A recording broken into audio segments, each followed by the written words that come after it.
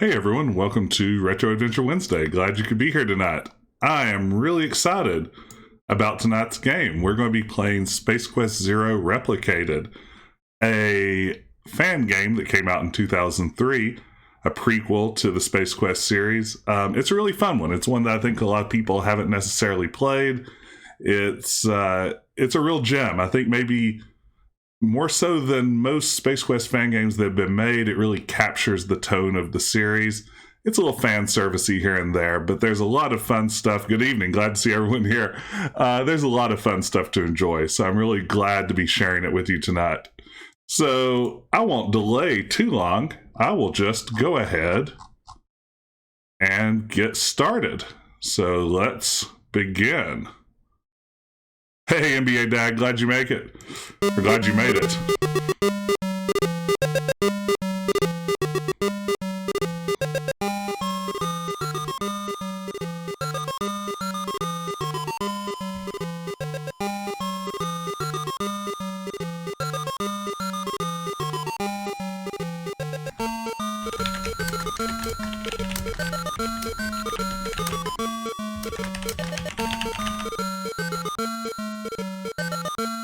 Chapter 0, a long time away in a galaxy far, far ago. It was the age of science. Lightspeed travel gave way to subatomic health foods and free holovision. Physicians promised an end to ailments within the decade. Heard that before. Pop-ups had been eliminated. Welcome to 2003. The pristine planet Xenon realizes the threat of a dying sun. Aliens and Sarians, warring thugs from outside the system, bring the war to local doorsteps. Authorities seem powerless. One Dr. Vohal is rumored to be constructing a clone army, but hope exists. Cloning becomes outlawed by Ernonian law. An underground rebellion begins, promising to crush the clone threat. We begin the story with our quasi-hero, Roger Wilco, a lone sanitation engineer who recently landed a job aboard the Xenon Orbital Station 10. Good luck, Roger. This is done in AGI.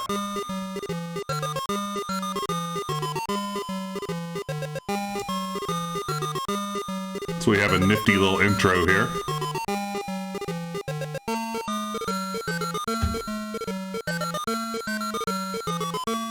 Do I have to hit enter to move forward? Maybe. There we go. I love the dual shock space station.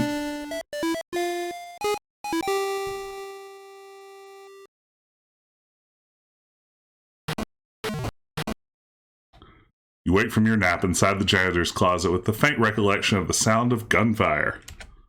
Emerging from the stale darkness, you rub your eyes and instantly notice the body of a fellow crewmate.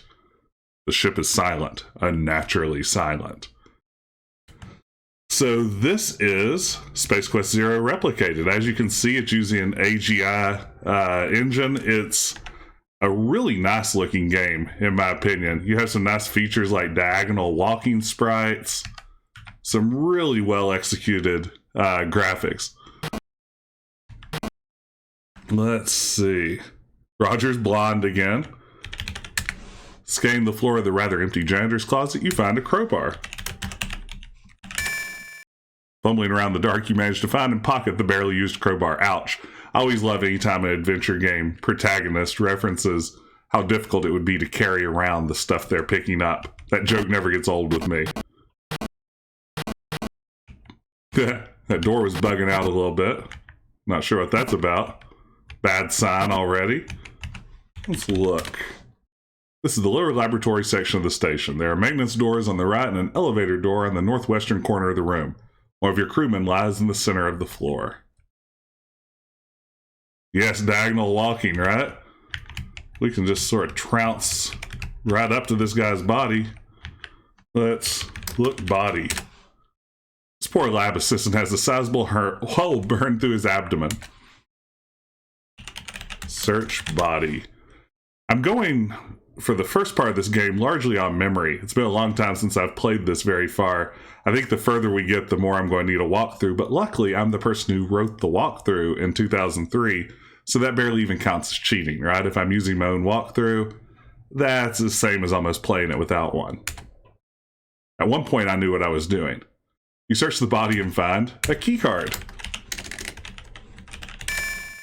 You retrieve the key card.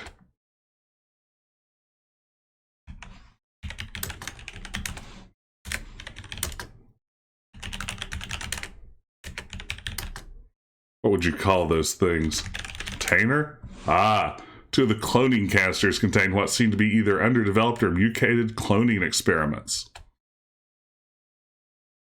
One of the canisters is broken as its contents is spilled onto the floor. The glass is sharp and has been glued to the floor by the dried slime. Interesting. I'm guessing this flashing button over here is next on our list. You push the flashing green button, a recorded voice emanates from the panel. Scientist log. Stardate 364.0165. Hey, thank you so much for the follow. I appreciate it. After receiving several threatening messages, I'm beefing up security on this level. I fear the rebellion known as Ralph may be opposed to what I'm doing here. Dr. Vohal could send some security personnel if he wants his research intact. Oh, save game redemption. Yeah, those are in play. So let's call this one slime. All right, you can always redeem your channel points for fun stuff like that. Also, if you want to slap a sticker onto the stream and support the channel, make your voice heard, interrupt the flow of everything, just hover over the video screen for 50 bits. You can slap one on. I add a bunch of custom Space Quest stickers for this stream, so there's lots of good stuff. Listen to that classic Space Quest door sound. I like that you get custom look responses depending on where you are on the screen. The elevator you can stay in is cramped but comfy. 3 buttons. Push 3. Push 3. There we go.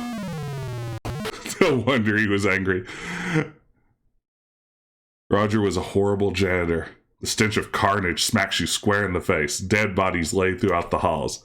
Suddenly you hear the pop of metal straining under pressure. The sound emanates through the hallways. Death does not become you, Roger. You've got to find a way out of here, and fast. Check out some of these splattered bodies. Get closer to that body.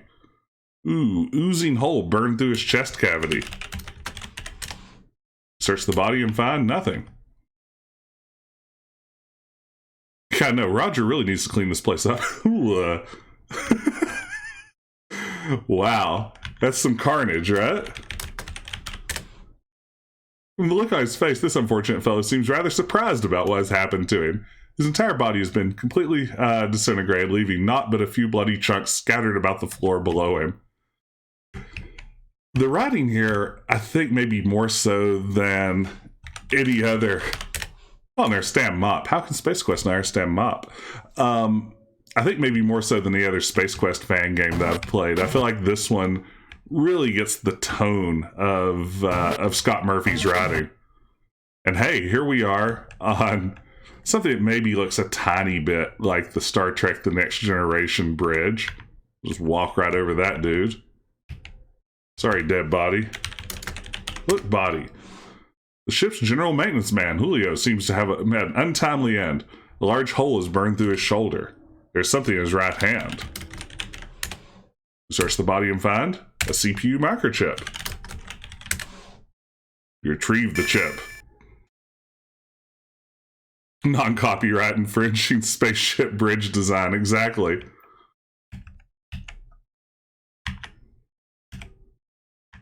Let's see here.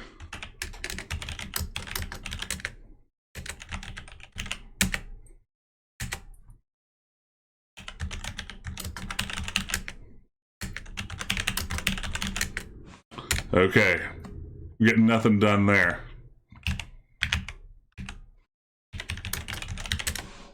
This is the primary communications and secondary navigation station. Upon touching it, you notice the view screen come alive. It appears to be the end of a previous transmission.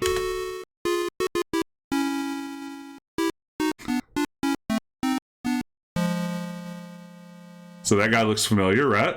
Sludge Vahal. Good to see him again. Let's see. This is the main bridge for the station. All orders and operations originate here. The back wall consists of the central computer consoles for each discipline required to run this station, and 2 exit doors. 2 instant chairs in front, main view screen, 3 officers' chairs at the center. I don't know why a stationary space station would have a bridge like this, but there you go. It's the boss. Hit the boss key. Let's see here. This communication station is silent and static. On the top panel, the color codes for hailing frequencies are listed. Purple, conference request; blue, docking procedures; orange, distress situation; and green, in transmission. Those seem like relevant colors to remember. This probably could be helpful later. I like to at least signpost how you better pay attention to these colors. Whoa. Doing great. I know how doors work. I'm very good at doors. One of my specialties. Notice to maintenance. Julio and engineers repeatedly requested a new CPU module for the energy converters. In order to keep him from repeatedly stealing ours, please order one ASAP. Captain Picante. Room is unfinished, but thanks to the most modern and force-filled technologies, you're not sucked out into space. A large computer console occupies the back wall, and there are 2 large couplings here. Arcs of xenon ray-induced power light up each of the couplings.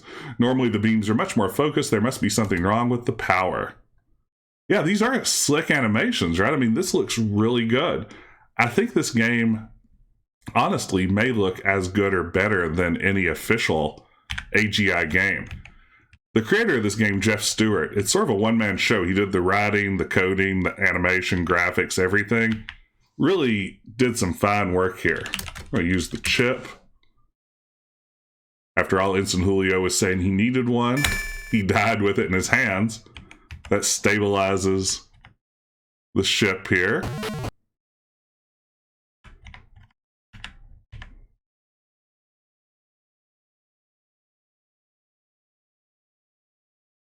This is where we originally came down. Look, sparks. Sizable hole burned through one of the panels on the back wall. Through it you can see a tightly packed array of machines. The machines spark and sizzle, an indication that main power has been restored to the system.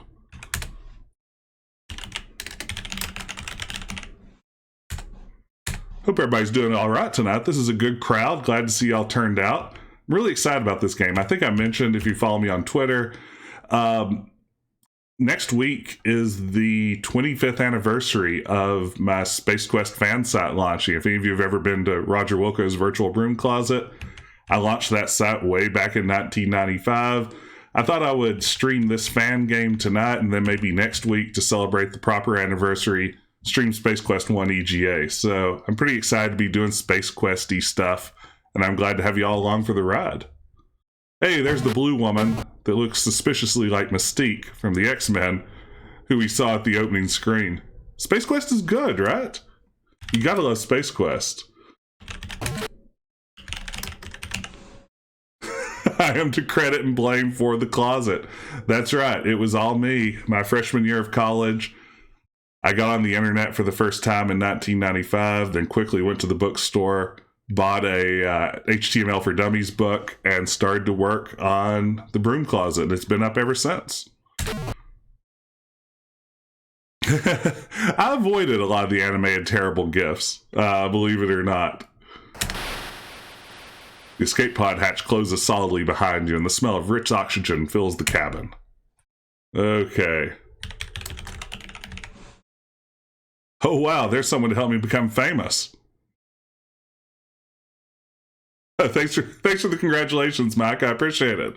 What is the timeline? It happens before Space Quest 1. So this is before Roger is assigned to the Arcada, before the Star Generator. Vohal is still working on his cloning experiments that would later come to fruition in Space Quest 2. So yeah, this is already sort of early in the series. There is no power to the system. The screen is blank. Light on the ceiling provide plenty of luminance. You see a disc in the drive. A small light flashes. You can buy my follow for $3. It's a deal. Thank you, Anthony. I appreciate it. There was a typo. This game's garbage now. I take back all the great things I said about it. Oh. Push power. You hear the locking mechanism on the hatch behind you. The interior of the pod comes alive. Look screen. Ah, virus detected. Boot sector corrupted. So we are going to eject that disk. Look, disk. The drive is empty. It's a virus disk. If we left it in there, not a good thing. Then we are going to, I believe, pull the throttle.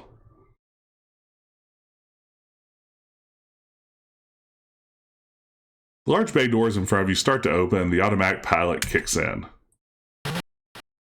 Oh, I love it too. It looks really good, right? I mean, it's a convincing knockoff of the originals. And how great is the DualShock space station? Does it have Leisure Suit Larry 4 on it? Good question. Yeah, I don't know if that's something you need to do to finish the game necessarily. Putting the microchip back in the drive, or if it's just bonus points kind of thing, because I don't think it figures back in later unless you get out here and maybe the station explodes or something like that. I'm honestly not 100% sure. So distress was orange button. Ah, there we go.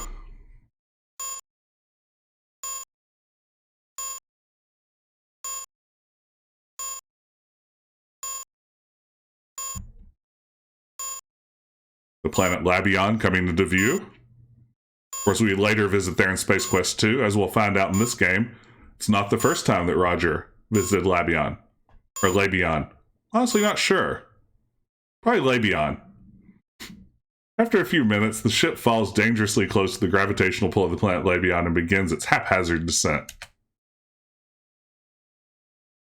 Yeah, there are lots of nice little touches like that. I agree, Thraknor. The arm animation looks good. Jeff Stewart, the creator of this game, really went above and beyond, as I said earlier. The fact that he did all in AGI is especially impressive. The pod engages several last-minute engine firing procedures before it slams into the terrain. It pierces through a murky swamp and wedges itself in the floor. The viewport smashes open, and water from an underground aquifer floods the cabin. Okay, so we're swimming. Maybe this is a good time, now that we've crash landed, to maybe talk a little bit about how this game came to me. It is the weirdest thing ever. I'm still puzzled about it, like 17 years after I first played it. One day out of the blue, we do find Yoda down here in a little while. One day out of the blue, I got an email from Jeff Stewart, the creator of the game, and he was like, hey, as an attachment, I've got a Space Quest fan game called Space Quest Zero. I'd never interacted with Jeff Stewart before. He wasn't active on any of the Sierra or Space Quest message boards that I knew of. He kind of came out of nowhere. He hadn't announced the project ahead of time. It just arrived pretty much completely finished in my inbox and said, hey, would you like to test this? And if you like it, host it on your website. And I was like, absolutely, of course, let's do that. This looks amazing. And we did. And it got a lot of attention. A lot of people played it. And then Jeff disappeared forever again. He didn't stick around to talk about the game. He didn't really take a victory lap or anything. He just popped into the community long enough to drop Space Quest Zero and then was gone. It was a pretty baller move. I'm still, like I said, puzzled about it years later. You know, most people who make fan games are pretty vocal members of the fan community. And as far as I know, he never was. I may have imagined him. It could be like some sort of Tyler Durden thing, and maybe I made this game. And if so, I think I did a really great job. So I'll toot my own horn, my Tyler Durden horn. So we're swimming here. Oh, that's neat. Roger has a slight upward drift when he goes left and right. Plants and animal life. Object. Survival kit. Get kit. Open kit. Rope lighter. Rebreather. Alright, we're wearing a mask. Was he secretly an ex-Sierra peep? That's a good question. Maybe it was the two guys. It was mysterious. You know, I interviewed him for my website not long after it all happened. But then, yeah, he just sort of drifted away and never really heard from him again. He didn't even like the idea of doing an interview. He really didn't want any attention at all for the game. How great are these animations, though? I love swimming segments in any Sierra game. Oops. Single brush from the deadly blossom is all it took to render your entire body immobile. The paralysis takes effect quickly, but surprisingly so does the blindness. You're unable to see or feel the millions of tiny spores that slowly feed upon your carcass. Oh, I was having fun. Why'd you have to die so soon? I mean, to me, that reads very much like real Scott Murphy style writing. I think Jeff, again, really got the tone. And yeah, that is a very Space Quest style death. So let's see. We're going to have to avoid these things. Oh, look at that. Look at that expert diagonal. And again, when you go left and right, Roger ever so slightly drifts upward to make this slightly harder. Ooh. Yeah, good use of color for details. Making the most of this palette.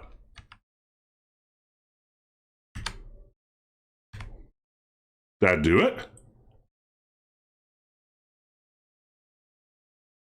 I did do it.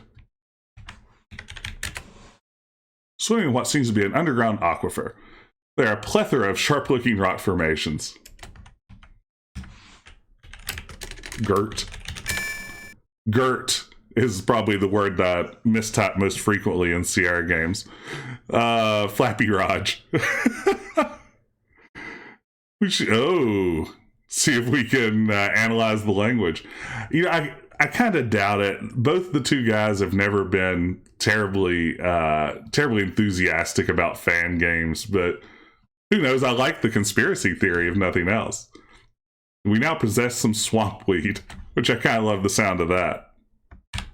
All right, let's swim up here. And we're on Labion. Well, Roger, you survived a crash landing and fought your way past deadly plants only to realize that you're stranded in the heart of the jungle. Who is that blue girl? Was she involved in the attack? These questions seemingly will have to wait until you can find some civilization. Yeah, you know, I actually had to look up this screen because I played a little bit into this earlier today just to make sure that it was working. And I had to make sure this screen wasn't just a screen reused from Space Quest 2. And it's not. It just really... I don't think it is a copy. I think it's just so evocative of that earlier game that it feels like it. It's really impressively done. Okay. Like, this looks a lot like the screen where the Pinkin is hanging by his... by the little trap in the game. But isn't. But definitely feels like the same planet, right? This area is packed with dense foliage. The air is balmy and the occasional pest bites at your skin. Thick bushes block the way of the north while the way seems clear of the east and west. Very strong writing. Really works nicely. I see my bot just to remind everyone about the stickers. Feel free to hover over the window. Slap a custom Space Quest sticker onto the stream. Help support it. Let's see. Look. Bush. Small piece of fruit. You pluck the soft fruit from its twig. It looks like Space Quest 2. It has better signposted exits. That's a really good point. Yeah, Space Quest 2, Labion is a little bit of a pain to navigate around. No comprende. You look inside the log and find an advertisement for a computer game from Sierra Online. You promptly ignore it. This is a bad puzzle. You look inside the log and find nothing at all. You look inside the log and find a poisonous fireworm. You look inside the log and find a crusty old buckazoid. So you have to look 3 or 4 times. It's random. Small leaf, sadly, before you can grasp it, the wind blows it away. Find a snail. Find nothing at all. Find nada. Ooh, story time with Jess. I wish I hadn't burned up my story of how I found out about this game. Oh, goodness. I mean, I can tell the story the first time I played Space Quest. First time I played Space Quest was on my 10th birthday in 1987. My parents got it for me as a birthday gift. 2 of my close friends, JP and Sean, were over visiting. I think I had a sleepover for my 10th birthday. And the 3 of us played Space Quest and made it all the way down to, the first planet. Eulance Flats is the settlement. Why is my brain not working? Someone help me. Corona. Gosh, where'd that come from? But we made it all the way to Corona before eventually getting stuck. But somewhere at my parents' house, there's an audio cassette. I turned on my boombox and recorded us playing Space Quest 1 together and trying to solve the puzzles and everything as a team of 3. And I would love to find that someday. Eventually, I'll have to... Coronavirus. Eventually, if I ever do find it, I'll have to stream that tape because it has to be amazing. It's basically me Twitch streaming a game straight from 1987, which must be hilarious. I can only imagine what it must sound like and how many fart jokes we must have made as 10-year-old boys. But thank you for redeeming story time with Jess. Oops. Get branch.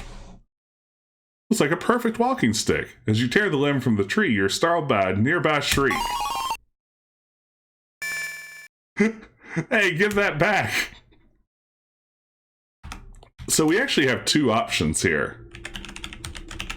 We can give him back his stick and solve a puzzle one way, or we can take his branch and give it to someone else for use as a walking stick.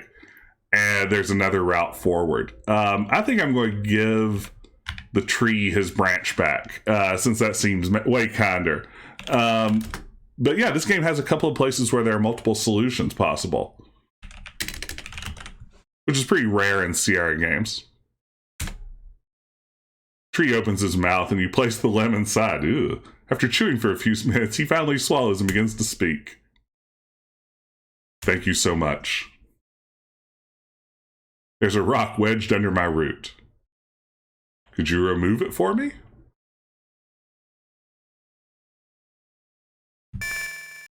That's bothered me for ages. Now go away. It's the giving tree. You examine the rock you removed from the tree. It's a solid, polished chunk of amber. It looks very valuable, so you pocket it. So that's one way we could have solved this.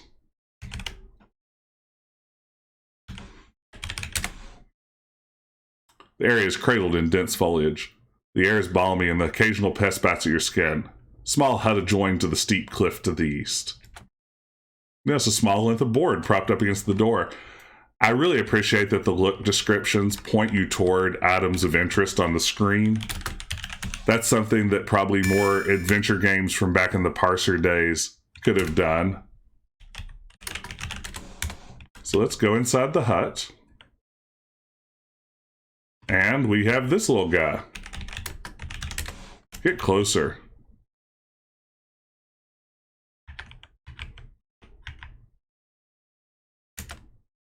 The old man clears his throat and raises an eyebrow when he looks at you. Help me find my walking stick, you will. Without one begin my journey, I cannot.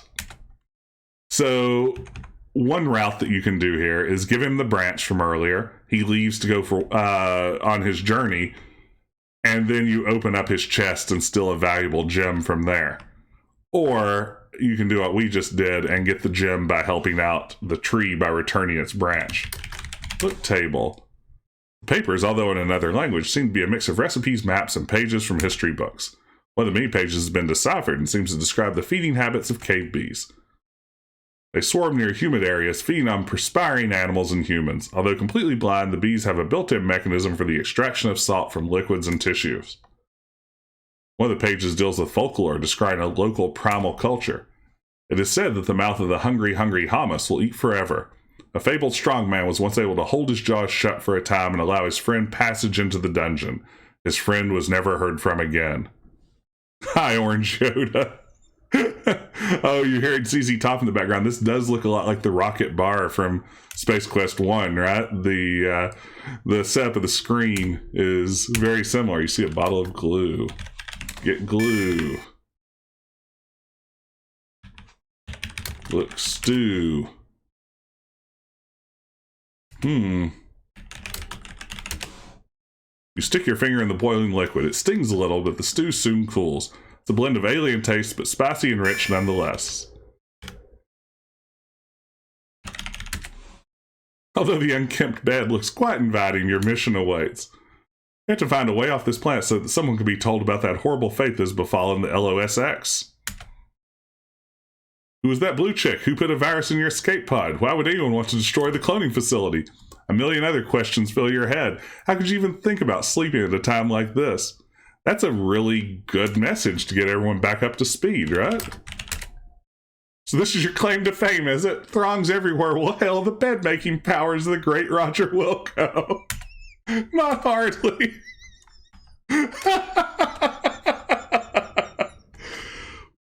Oh, that's too good.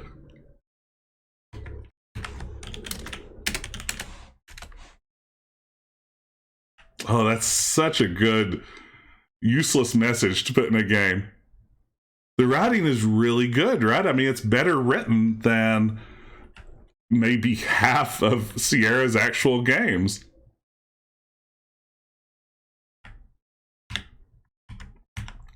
It's a really, really interesting piece of work. All right. Use the Force.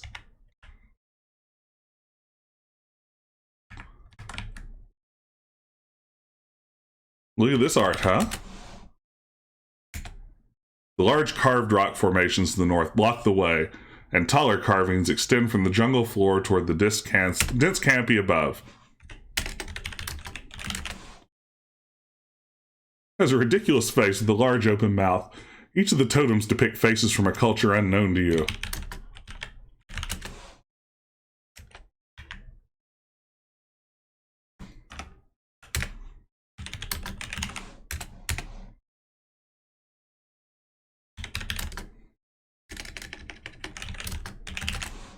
What you talking about, Wilco? It does feel like it needs a giant Q-tip, doesn't it? All right, let's use glue on fruit. You rub some of the glue on the fruit. Now what are you going to do with it? Feed fruit to face. Hey, ATM, good evening. Glad you're here. What? Give fruit. You place the glue-covered fruit in the totem's mouth. So basically, using that hint that we got from Yoda's hut, or the Yoda look-alike, we use the glue on the fruit, we feed it to this hungry Hamas. Once it binds the rock together, it slows the jaw movement, and will open up a passage down to subterranean Labion.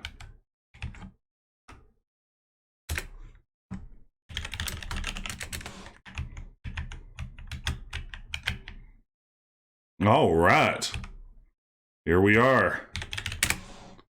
Braziers cast a warm glow in this circular room with two exits. To the west, stairs lead up and outside. To the east, a crumbling door opens into the darkness. The cold stone floor is littered with small holes in the eastern section and is divided down the middle by a deep chasm. A basin of water rests along the western wall. The water in the pool is very clear and ripples from the drops trickling off a wall and ceiling overhead. staying water underground is always safe. That is a survival tip from me, Decaf Jedi. You can always trust standing water in ancient underground area. You cup some of the crystal clear water in your hand and sip. It tastes like dirt, but it's quite cold and refreshing. All right, it gave us points. Let's say that's good. So, let's use our board. Place the board carefully across the chasm. Yeah, you'd think in a Space Quest game that would have, like, rotted off our head or something, right?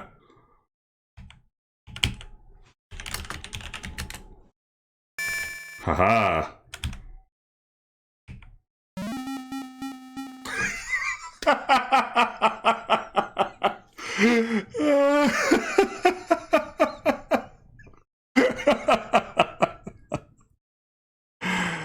Up yours. Now that's a Sierra game. Ancient passageways are always full of nasty surprises. Okay.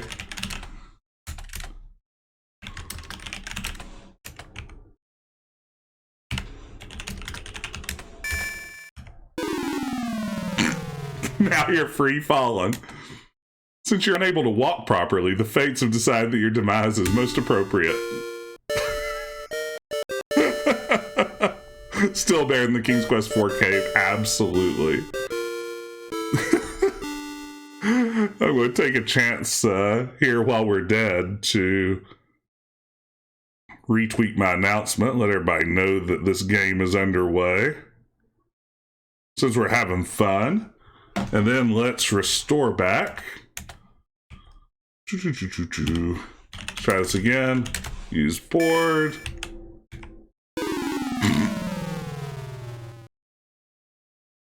Okay, I did as well the first time.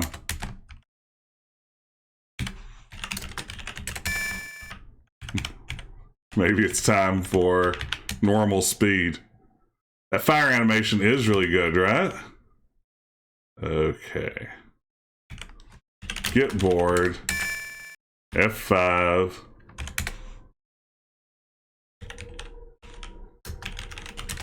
Pokey things. So I'm guessing those little indentations are supposed to tell me where the death sticks are. Hey! We did it! Ooh. Cave walls glisten with the trickles of water and moist hanging mosses. A rushing flow of water winds its way through the crevices of the cavern floor. Handrails line some of the more dangerous spots in the path, which is made dangerously slick from the humidity and spray from the waterfalls. This looks like something we might have included in Stair Quest. It's so Space Quest 2, right? With a little bit of underground Corona mixed in for good measure, but yeah, this really reads Space Quest 2. I love the handrails. That's right, we would never put safety rails in Stair Quest. Thanks again for joining me tonight, everyone. This is fun so far. I'm glad that there are people here to enjoy it with me. If you're new to the stream, please consider following. I tend to stream a retro adventure game every Wednesday night. Always happy to share them with new folks. And if you're returning, thanks for coming back.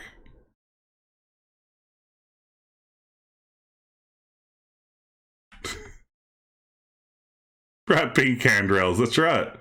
Okay, now we are in an underground complex. This is a more open area of the cave with a glass-covered supported walkway. There's a small veranda here and some doors along the back wall. There's a swarm of cave bees here. So we heard earlier, when we read some of those notes, that the cave bees like to suck salt out of people. But if I recall, since we aren't currently sweaty, they're relatively harmless. Let's get back up to fast speed. All right. You seem to have stumbled upon an underground laboratory. The exit to the north is barred by an airlock system, while the exit to the east re-enters the cave. There's a flashing red button on the panel along the northwest wall, or northeast wall. There's a pass card lying on the floor under one of the computer panels. Nice.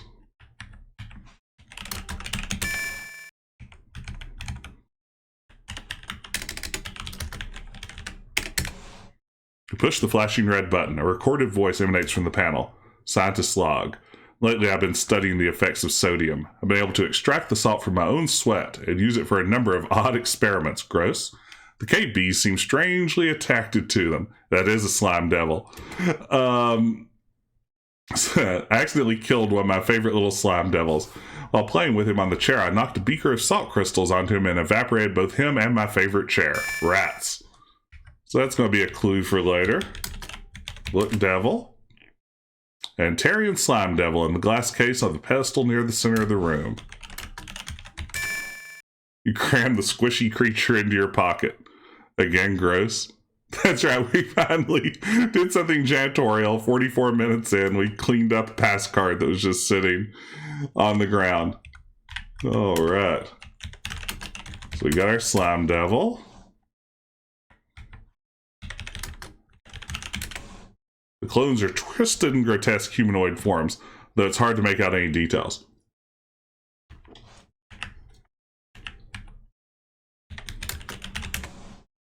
Glass beaker.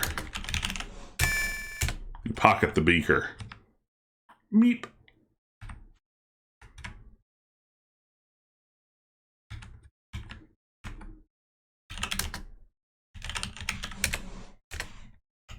What was it called? Pass card. You insert the pass card into the slot. A short click is followed by the sound of pneumatics as the door begins to open. All right. That guy looks like he's taking a nap after having worked out. I know that feeling. It's exhausting. Sure has been transformed into a murder scene. This poor doctor has been impaled with a broken coat hanger. The room offers all the comforts of a modern laboratory: bed, couch, replicator, treadmill, and a decontamination chamber. There's a table to the south and a doorway and media case to the north. I don't think it's a walking stick, it's a coat hanger, sadly. Search body. Murder most foul. Poor Dr. Bowdler. His prostrate corpse, though sporting in the latest workout fashion wear, is also sporting a coat hanger stand. The sharp end, you assume, has pierced his abdomen, stuck in the floor. The good doctor's workout towel is clenched in his fist, and a broken section of the coat hanger used to impale him lies nearby. Get hanger. Not close enough. Take the broken coat hanger. Get towel. Take the soft towel from the clutches of the poor doctor. At least he died a hoopy fruit, indeed. Knowing where his towel was. So that's good, right? Search couch. Searching the cushions of the couch, you find a small scrap of paper. Read paper. A simple scrap of paper bears the words Ralph, Rebellion Against the Laboratory Production of Humanoids. So that's a term we've heard before. Yeah, that's right. Impaled by a coat hanger after hopping off your treadmill does feel very Dagger of Amon-Ra, right? And nobody but Lara seems to care. Use replicator. Replicator looks as though it's been damaged in the scuffle. It is not responding. That's a bad outcome. Look, shelf. The media case contains a wealth of cartridges, most of which are uninteresting to you. There are a couple that catch your eye, though. Get closer. You notice a blue cartridge entitled Insurance Sales Techniques. You take the blue cartridge. You find 5 silvers and a ball of cat hair.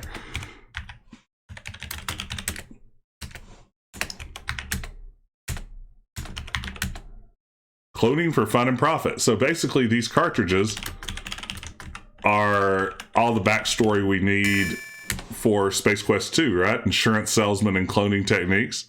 What about Astral Body? That is a classic. Is there a Space Invaders cartridge? I wish. I streamed Space Invaders a few weeks ago when I streamed the Atari collection.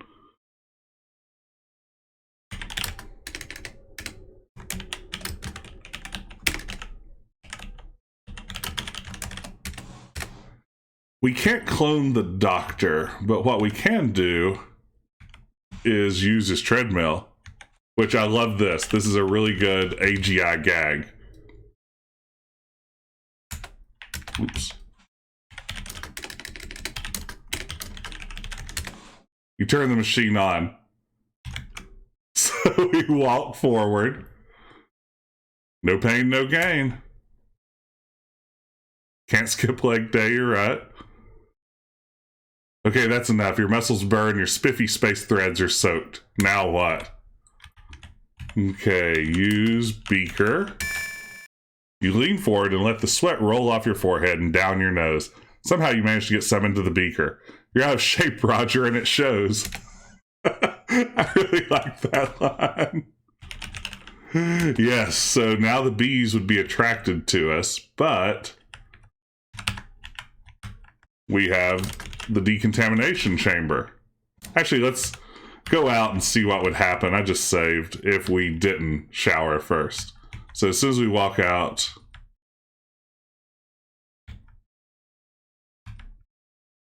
okay, the bees are on me.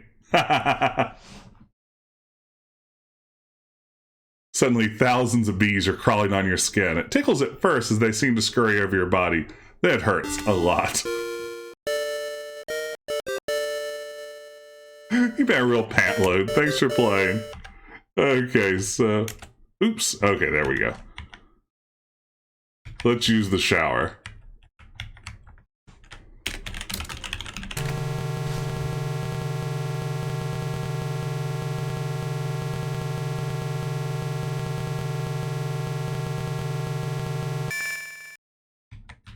Okay, now we should be immune to bees.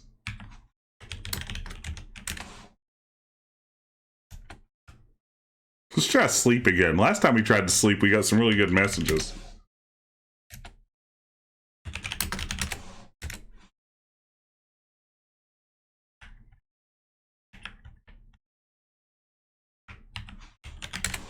You have no time to sit.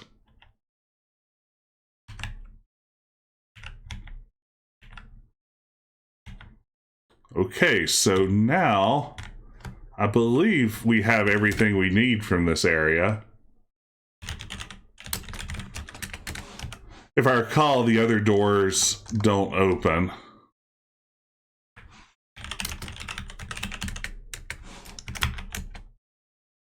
Immediately spit back out. This pass card does not open this door. Does not open this door. Now that we've taken our shower, we are immune to bees again.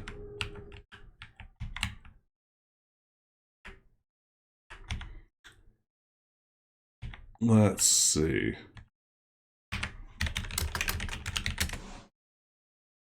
The computer bears the label Bunsen's Thermal Mineral Extractor. You assume this computer has been used to break down and analyze the amniotic fluids used in the cloning chambers. The main control button is plainly marked Analyze. The bees are just there to kill Roger, I believe. Analyze. Oops. Beaker. Place the beaker of sweat on the panel. When you touch the Analyze button, the beaker evaporates and the computer responds instantly with a readout. Water, 94.23%. Inorganic salts, 4.34. Lactic acid, 0.62. Amino acids, 0.30. Unknown, 0.51. Yep, just take the shower, the bees kill you. Few salty crystals are all that remains of the beaker and its contents. You put them in your pocket. Yeah, this is teaching kids about proper hygiene. That's an important lesson. Kids, take showers.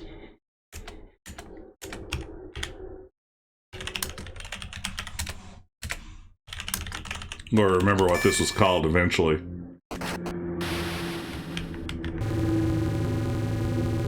Okay.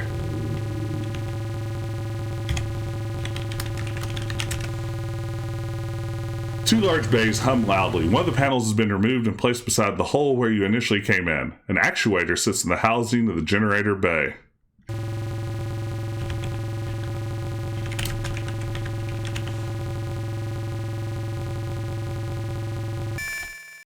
As you pull the actuator from its housing, you're startled to hear the loud hum from the power unit dissipate. Someone's bound to notice a lack of power.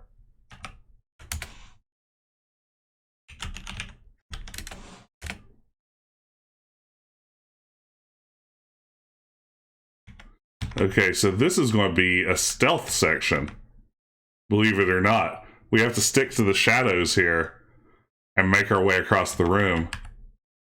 You hear footsteps and alien conversations from the top of the stairs. Suddenly you hear a gruff voice pop in. It seems to be coming from the very top of the stairs. Yeah, the Mandalorian, or the Sarian's got a real Mandalorian makeover.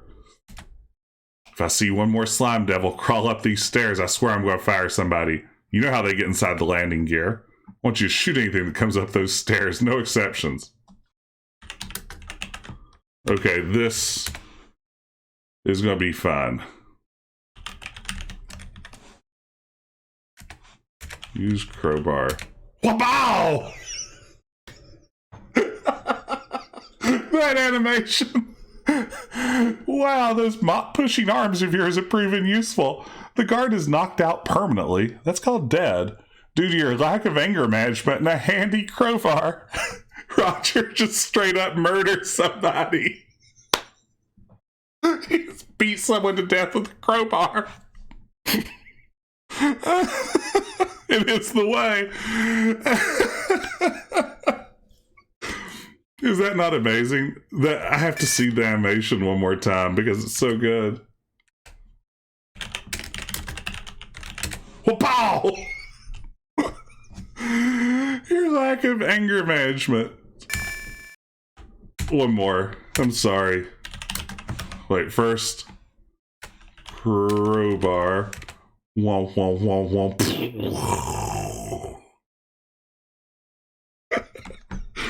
I don't know. Something about doing it with a crowbar seems so much crueler than with like a disruptor blaster or a rifle or something like that. Yeah, even the narration is like, wow. It's like, wow, Roger, you really just wanted to kill somebody. It was artful. Like, that was a beautiful little animation, right? In slow motion. Okay. Search body. His pulse rifle lies next to him. Get rifle. Get armor. Wear armor. All right. Now we are in the Sarian Mandalorian armor. Matrix like slow-mo. Yeah, I'm trying to bust out like higher production values with instant replay and stuff like that. Just trying to offer everybody their money's worth for tuning in. Okay.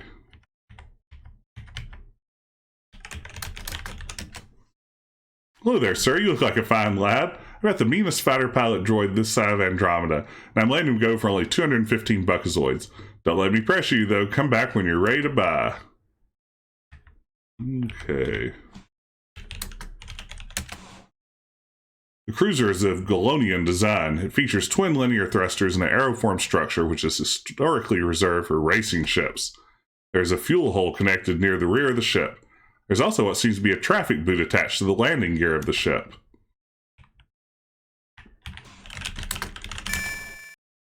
Pull the fuel hose from the connection. The nozzle clicks shut, preventing fuel from pouring onto the floor. And then earlier, we had that whole bit about how the slime devils, when they are exposed to salt crystals, are prone to disintegrating things. And as we came up here, we heard about how slime devils keep crawling into the landing gears. So we are going to use devil on boot. You place the wiggly slime devil on the restraining device. After a few moments of watching him wriggle about, you pour the salt crystals. Now we're murdering something else. The poor creature writhes in pain, then turns to liquid. The stinking fluid sizzles as it completely eats away the traffic boot. Hey, NBA Dag, you redeemed classes in session. If I were teaching about this game in one of my video game classes, that's hard to imagine, first of all, but I think what I would focus on is fan work and how it sort of transforms our idea of ownership over popular culture and works of pop culture. How everything from fan fiction to game mods to something like fan games gives this sense of almost community ownership. And oftentimes that can cause trouble. I mean, we see it, for instance, when, Bethesda released Fallout 3 and changed the series from an isometric RPG to a first-person action RPG. A lot of fans who are heavily invested in the community and had worked on mods and really dedicated time to a game like that didn't see this as their series anymore. And I think it's interesting. We're at a point now where more full-length Space Quest fan games have been released than actual Space Quest games made by Sierra. That sort of approach to me is interesting, just how fans interact with works when they start creating their own derivative work from them. But this is one that I think works really well. Again, I think this is a really solid Space Quest game. And this is the importance of writing. Most fan games tend to have pretty iffy writing. Now, there's some good Space Quest fan games. Valhalla Strikes Back and Incinerations are both terrific. And I would say this one really measures up too. Way to go, MacGyver. All right, so we've got that ship ready to go in a bit. But it's all in the writing. Here's the world's tiniest Enterprise shuttle. Oops. It's a transport shuttle. Mothership label is NC 1700A. Frequently used by away teams. A polished Chevrolet Ford Galacticruiser Model XL R8R has twin laser jets and can reach speeds up to 99.09 light speed. Thanks for redeeming it, NBA Dag. I appreciate it. It's fun getting to rattle on like a professor. Since I don't really get to go to class anymore and rattle on like a professor ever since the world came to an end. So this is the closest I get to teaching regular human being. Teaching actual human beings face-to-face, but not really face-to-face. My face to your screen doesn't bear thinking about. Cyclo's bright red.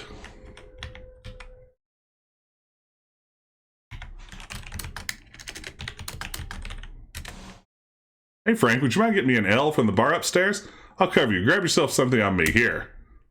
Officer hands you a few buckazoids. I like that it's Car 54. How's that for a outdated pop culture reference? Star Confederation. Oh yeah, we can try that. Let's don't say we did.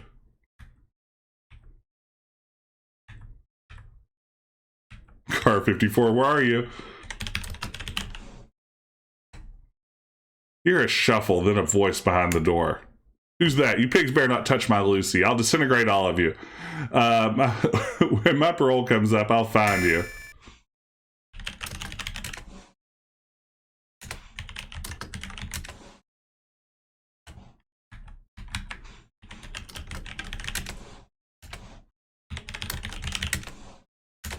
Okay. Well, I think there was also maybe a Car 54 movie, or maybe a reboot as a television show. That sounds vaguely familiar. I know there was definitely Dragnet with Dan Aykroyd and Tom Hanks, right? Okay, so we've been asked to go up to the bar to grab some beer for the cup. But we can't use the elevator to get up there because there's no power. So we'll put the actuator back where it belongs. And then we will go in.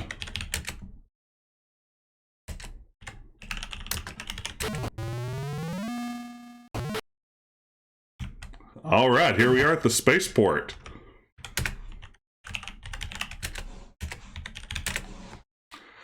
This is the central section of the spaceport. To the left is a dubious-looking souvenir shop. There's a spaceport bar deemed the Space Bar to the right, and beside the elevator is a quaint little droid salesman. Okay, I just want to prepare everybody for what's about to happen. So, just sort of still yourself, take a deep breath. We're going in the souvenir store. Welcome to Bambi Blatz's Spaceport Souvenirs. I'm Bambi Blatz. A recent influx of Zenonians cleared out the souvenirs, but lately I've been dealing in weapons anyway. Got some good deals on hardly used pulse rifles, only 534 buckazoids. Also about armor, guns, and especially gems. No pressure. Feel free to look at anything. So this is Bambi Blatz, presumably Fester's sister? Word from space is that Ralph has been busy. Bambi is the spitting image of the girls in the current fashion magazines. Although she's a bit weird looking to you, she seems to be the talk of the space court. She puckers her lips at you from time to time. I hear that George and the Throbbing Splickets are playing the space bar later on tonight. Coming here to buy or talk.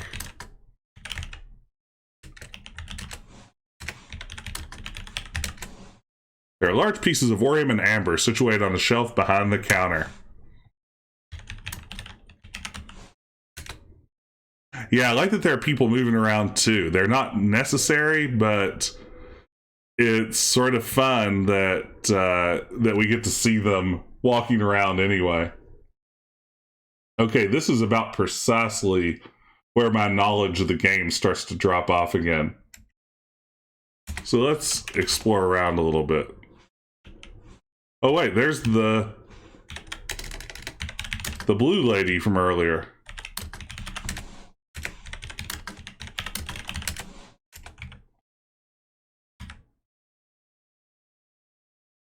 Oh, we need to go back and flirt with Bambi, you're right. You listen to the conversation. Character portraits. You killed them. That's definitely the Violator from Spawn, if you read any comic books from the 1990s. Orders were sabotage, not... Those were your orders. I'm reporting this to Ralph. Don't bother. I've actually been sent to terminate you. Don't worry, I don't actually plan to kill you. In the beginning, we wanted to make sure that cloning never took place. That's definitely the Violator from Spawn. Under your lenient leadership, cloning experimentation is out of control in this sector. We need someone who can pull the trigger. I'm sorry things turned out like this. Lay low somewhere until we get this under control. I'll see you around, Zavi. So now we know her name is Zavi. After the two rebels leave, you emerge from your hiding spot behind the bushes. I think you're right. I think we do need to go back and flirt with Bambi. 100%.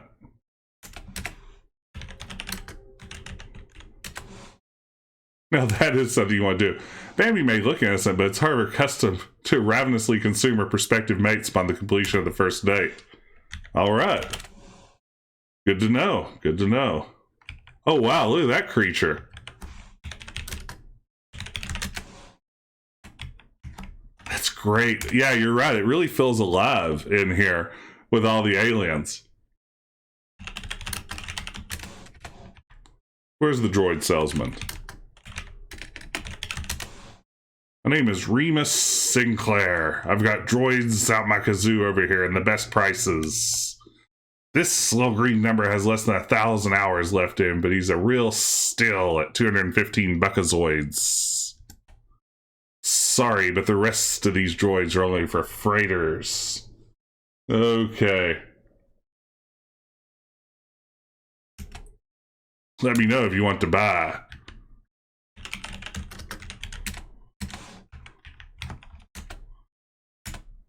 You rummaged through the box and found a few universal spare parts. The idea of universal spare parts is brilliant. I love it. It's quite a collection of droids in the rear of Remus's store. There's what looks to be an R2-D1 unit in the back corner, as well as a black box along the wall. Stashed in the back is an Andy android, famous for their negatronic brain structure. There's also a box full of spare parts labeled, take some, leave some, free with purchase. Yeah, Avid's kazoo is pretty great, right? If you're just joining us, welcome to the stream. We're playing Space Quest Zero Replicated, a 2003 fan game, and having a lot of fun with it. So far, it has been a little bit of a blast, so welcome. Let's go back and see Bambi. Let's sell amber. We sell the chunk of amber and pocket 100 buckazoids. We sell our rifle, because when we looked at the rifle earlier, I got busted past this. Upon closer inspection, you notice that this model has been equipped with a DNA lock, so we can't actually fire the rifle. She deals in rifles. All right.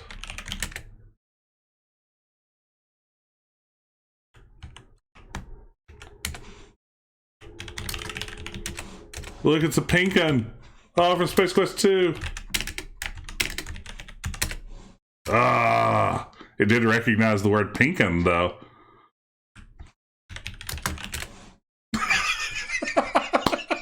Look, Bar, no. Absolutely not. Yeah, the pinkin dude's great, right?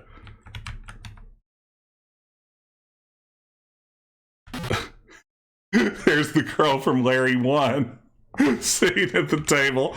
She's at Lefty's.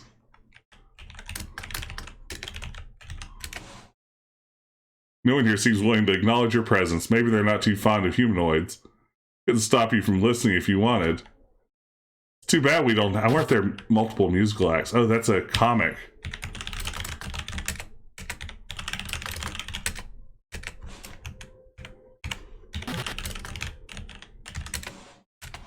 So he's getting a little pa-dum-bump drum fill after his jokes. Oh, here we go.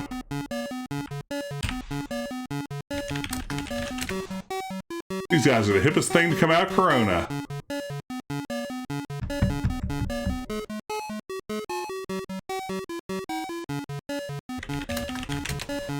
Blinking neon signs advertise many types of ale, few of which are actually served here. I like the Corona joke. Do we have any other acts?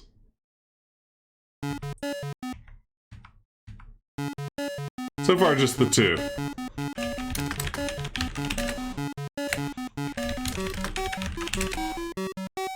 He's silent and statuesque. Poster on the back wall seems to feature the mugshot and moniker of some wanted fellow. Yeah, no ZZ Top, unfortunately.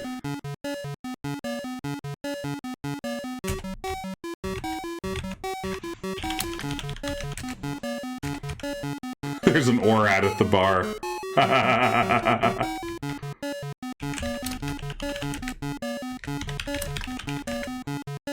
We've never seen the likes of the patrons see it here.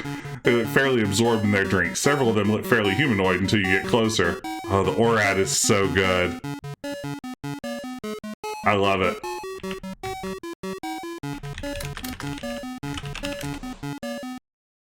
That's a sad story, buddy. Tell it again. I'll promise to listen this time. If you want a drink, we've got ale and Coldsorium brandy. Was Coldsorium brandy a joke from Space Quest 6? I think it might have been. One crony and ale coming right up.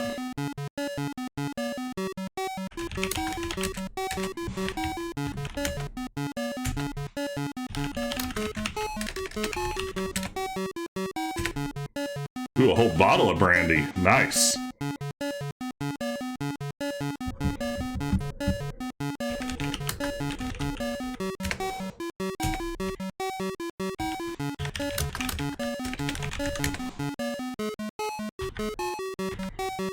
That isn't supposed to be Ken Williams down there, is it?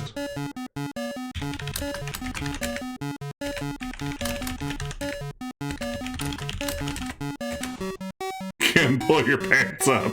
I mean, it has Ken Williams vibes to it. Okay. Is there anything else I need to do here? I'm sort of peeking at my walkthrough finally. He's on a break from whipping the slaves at Bestulon. Okay. So, I'm peeking at my walkthrough.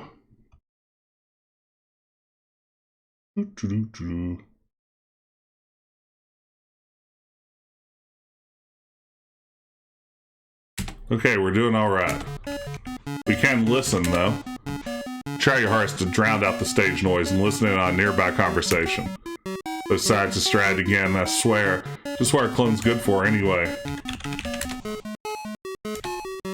So I need another L. Heat felt humanoid. Here they're working on some kind of time machine, Xenon. It's supposed to go from 0 to 250 AD in less than 60 seconds. Then the nun says, "How'd you get all these pigs in here? Har har." The bartender is so slow. Mom always said that life is like a box of leeches. It sucks. You know that really weird looking human? I think he's eavesdropping on people. I wonder how much the workers in the mines make. It's gotta be at least minimum wage. Heard that Bambi Blatz is the daughter of some tourist trap tycoon out on Fleabut. Okay, so Bambi is Fester's daughter. That's good to know. Tried the Deathberry pancakes? Okay, it looks like we worked our way through them. Alright. There's the Pinkin again. I think we are good to go back down now and give the L to the cop. Okay.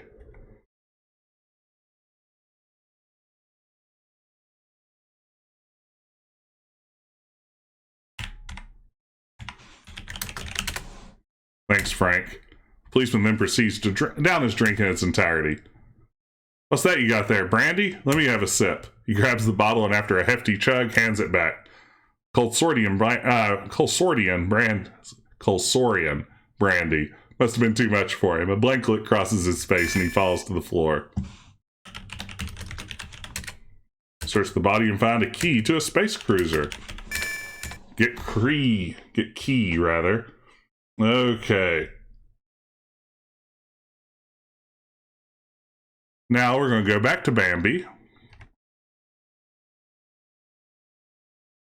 Cold Sordian is the misspelling in Space Quest 6, which does screw up the joke, right? So there are a couple of options here. I believe we can buy a navigation droid from this guy with the money we have, and then use the crowbar to pry open that box. Let's buy it from the more reputable droid salesman up top instead.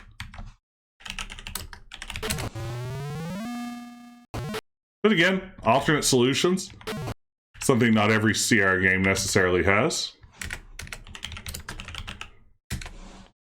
You sell the armor and pocket 45 buckazoids. Okay, there goes our disguise.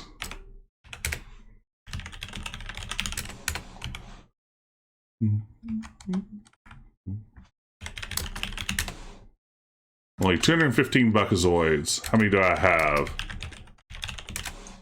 243. You pay the man. I think you kindly, mister. The little droid is yours. Since the droid is obviously too heavy to move, you turn it on. Thank you, game, for being kind with your parser. After a few seconds, it starts up and greets you. Howdy, mister. Thanks for activating me. If you'll kindly let me scan your ship key, I'll be ready in your departure. Rolled out the ship key for the little droid to scan. Thanks, I'll be downstairs when you're ready to go. I love the droid already. I love a droid buddy. Who doesn't, though? And I think we are ready to go. Oh wow! Hey, thank you for the follow and thank you for the raid. Very much. Glad you could make it here. If you're just popping in with Science Streams, how's it going, Science Streams? I hope you're having a good evening. I appreciate you bringing some people over. We are playing Space Quest Zero, a Space Quest fan game from 2003. Right now, we are trying to uncover a massive cloning conspiracy that's endangering the galaxy. Roger Wilco is on the case.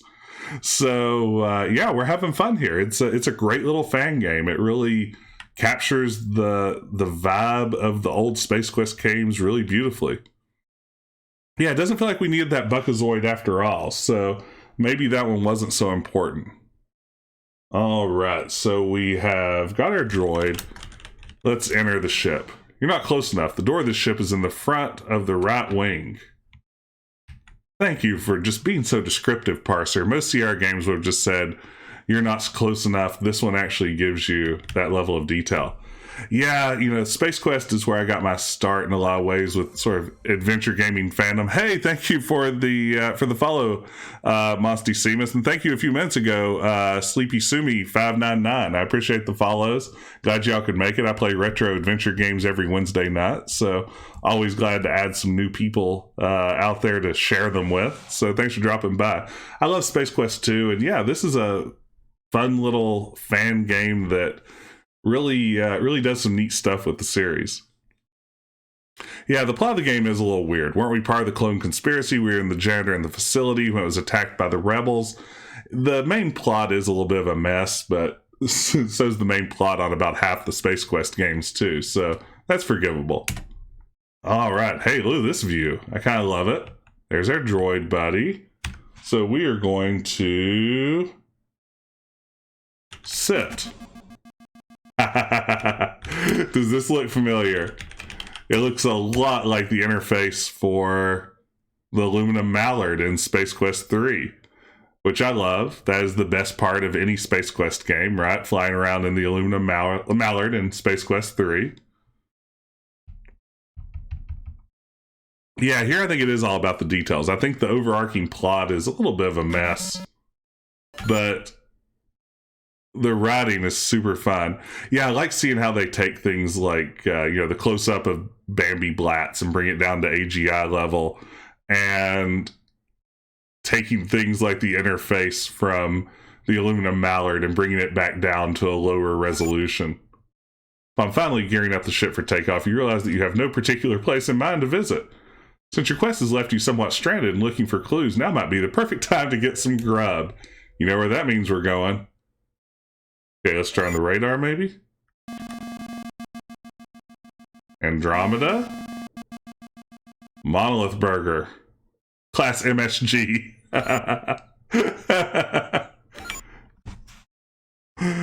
We're on our way to Monolith Burger. Okay, light speed. Approximately 7.17 seconds later, you arrive near Monolith Burger.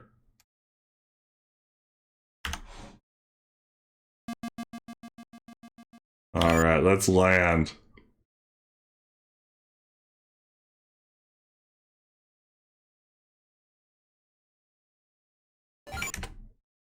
This is stopping for grub, eh? Look out for roughnecks. Tweak head job. Unfortunately not. Okay, how do I get out of here?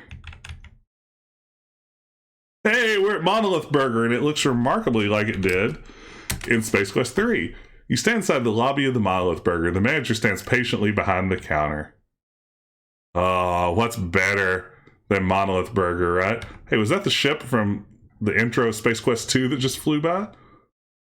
Okay. Look at Alien. The manager behind the counter seems to stare at you constantly.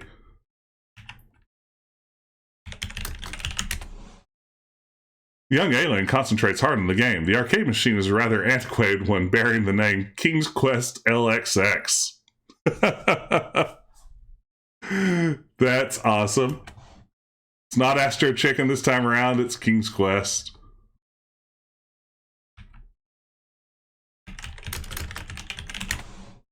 You want to buy something? Okay, buy a meal. You order up a nappy meal. The manager behind the counter stares at you blankly for a moment before shoving a greasy box into your chest. That'll be 10 Buckazoids, humanoid. Oh, the skull fighter from Space Quest 3 is docked. I didn't recognize that at first. Okay, so do we need to sit? You don't want to sit there. The various chunks of unknown matter on the seat, convincing you if you were to sit, you might not be able to pry yourself from the chair. Let's eat meal. You open the meal and reach inside. You find a few straggling fries, which you eat, and a small prize, which you take. There's a small gold ring. Wear a ring. When you slip on the ring, you get a not-so-groovy feeling. You dream of faraway lands, molten mountains, and important quests. The feeling soon passes. However, you take the ring off, vowing not to wear it again. Thing is crawling with bad vibes. Leave it alone.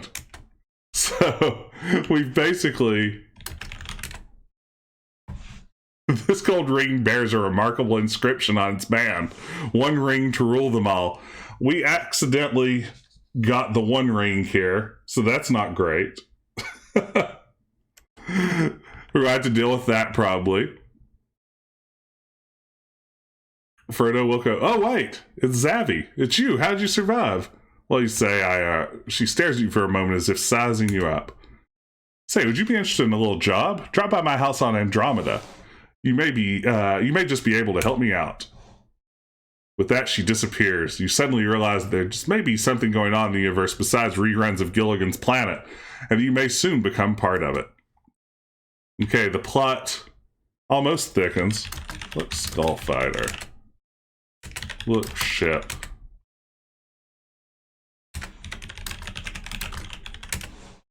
I was hoping it would acknowledge that it was a Skullfighter. So yeah, now we have a Lord of the Rings scenario to worry about in addition to everything else going on in the game. So, what do you do with a cursed, powerful ring? The four-eyed alien is really good, right? The art's fantastic here. Power up. Navigation system. Take off.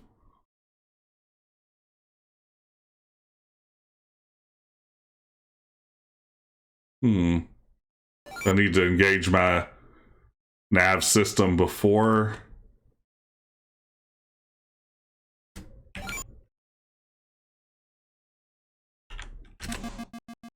There we go.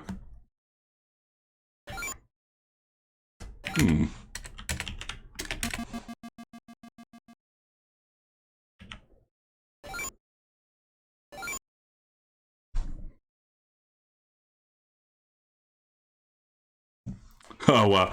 Thanks for dropping by again, Side Streams, and thanks for rating. I appreciate it. Have a good one. Take care. Hope to see you again soon. Here we go. Lay Beyond, that's where we just came from. There's our LOSX, the station where we originally placed. Yeah, it was radar, it turns out, is how we scan. Alright, we have a dangerous ring we need to get rid of, and here's the planet Ortega. Why not, right?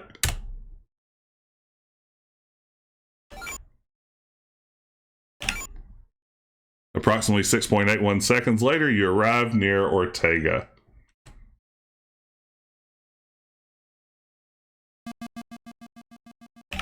All right, let's land.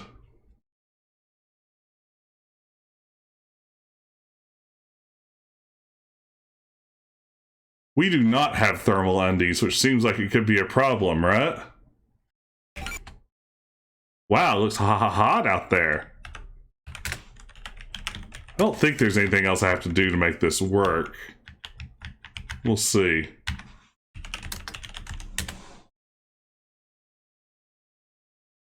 Vaporizes him to a pile of dust and then reassembles him. Seconds later, you materialize on the planet's surface. The planet is so excruciatingly hot that you immediately break into a sweat. You won't be able to take this for long.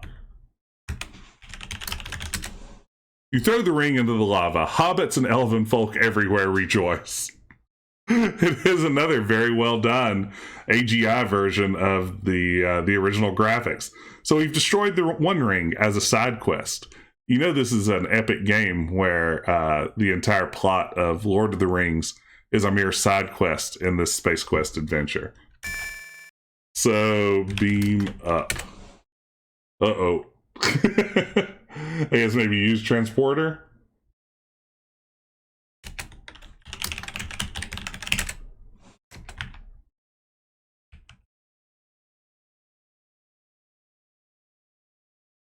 The intense heat is turning your stomach and making your eyes hurt. Hurting eyes is not a good thing. I like that a lot. Okay. Return to ship. Go ship. Beam out. Beam up. Transport out. Use transporter. Leave. I'm not joking. Any more of this heat and you'll explode. Exit. Oh, beam me up. No. Oh, you wave to the sky and motion for your droid to beam you up. Okay, that is so far the first real parser problem that we've encountered, right? There we go.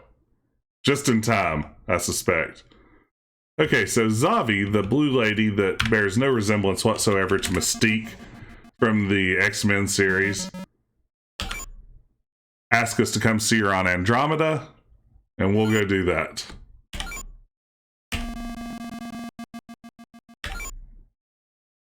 Home, of course, of the two guys from Andromeda, a location we never get to visit in the actual Space Quest games.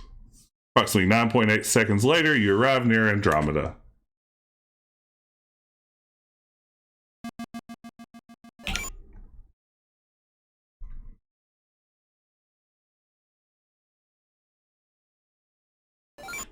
Oops, don't know why I just took off again.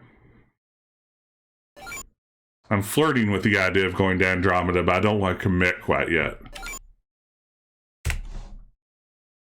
This is a nice part of the town, boss.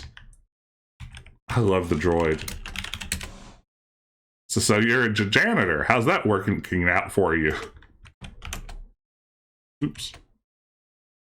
Circuit's overheat. Wow, I'm okay now. No worries. Hey, we're at Andromeda. Here on Andromeda, the air is crisp and clean. A mild breeze ruffles the dense foliage, and the soft sunlight casts a warm glow on the houses scattered throughout the valley.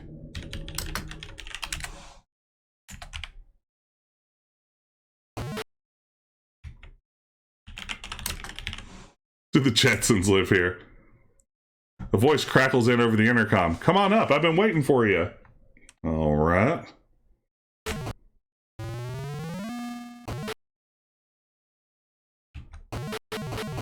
Hey, it's another slime devil. Let's talk to Zavi.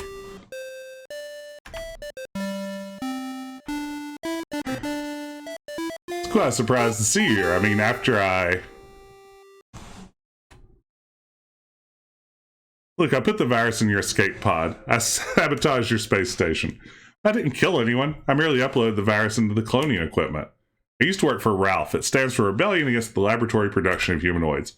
We tried to get rid of the system of cloners. Do you know how easy it is to create an unstoppable army these days? An evil genius named Dr. Vohal has been trying to build an army. So far, we've been able to stop him. We've destroyed 12 laboratories just this month. The Rebellion thinks we have destroyed them all. I've discovered a planet in our system that I can't find on any charts. Because of its location, I've named it Midos 15. In various recent trips to that planet, I've discovered some disturbing information. Population levels are increasing rapidly. Too rapidly. I believe it's another cloning facility. So where do I come into this, you wonder aloud? I need someone to sneak into the compound and disable the main generator at the top of the facility. Mitosis, oh dear. That's really good. It not only powers the third level security systems, but it emits the frequency that keeps ships from getting close to the compound. That's not all, however. I believe the facility is managed by an evil overlord named L. His grunt soldiers, nicknamed aliens for their servanthood, should not pose a great threat, but L is dangerous. My former friends won't listen to me. You're my only hope. Will you help me, please? You reluctantly but bravely agree. Is that cloning for fun and profit? That's a bestseller. Mind if I borrow it for the trip? Whenever you're ready, we can go. All right. All right, let me take a peek at my walkthrough here, now that I'm in full cheating mode.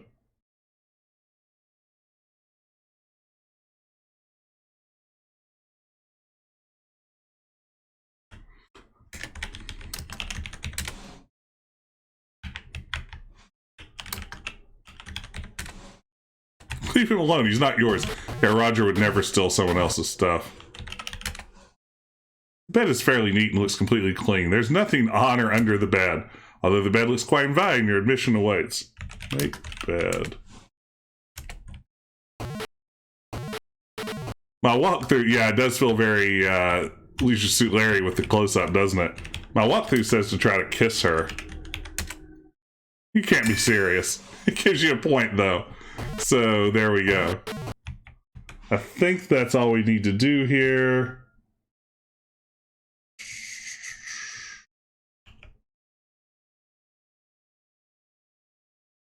Let's press 1.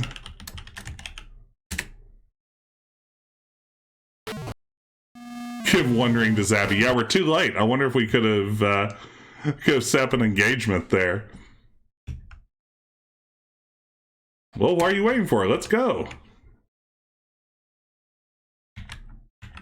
For some reason, this scene reminds me a little bit of the walking around LA scenes from Leisure Suit Larry 2.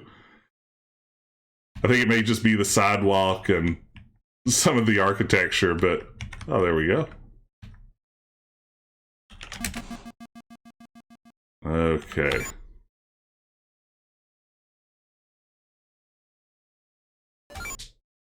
Engage our navigation systems. Let's scan.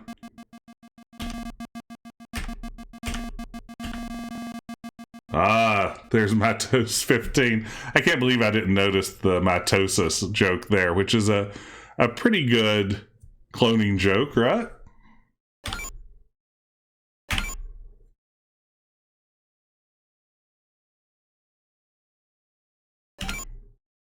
Approximately 5.42 seconds later, you arrive near Mitos 15.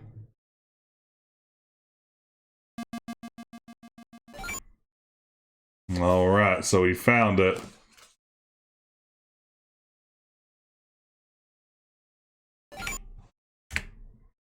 This is alien territory. If you beam in here, I can't beam you back. I'd like to know if those numbers are random, too. That's a good question.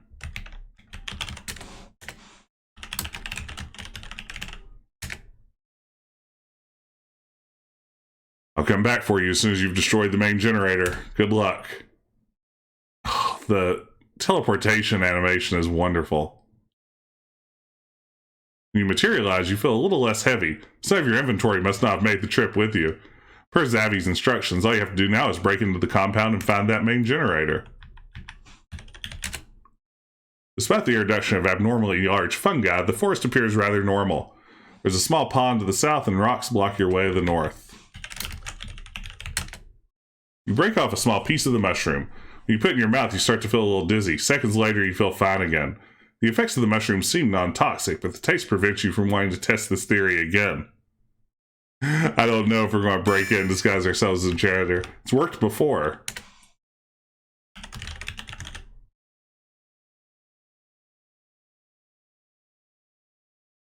We go in the water?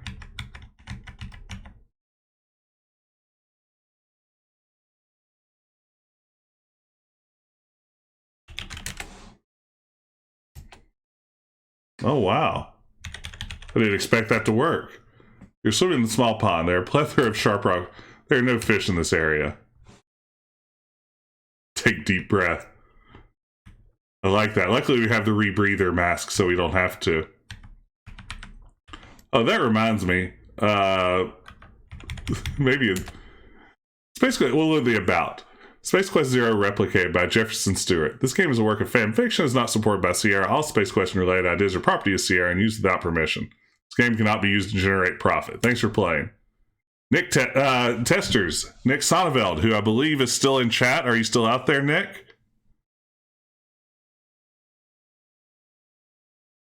D. Wilco, Jess Morissette, I helped test this one. Jesse and Jonathan McManus. So, hey, there's Nick. Shout out to Nick.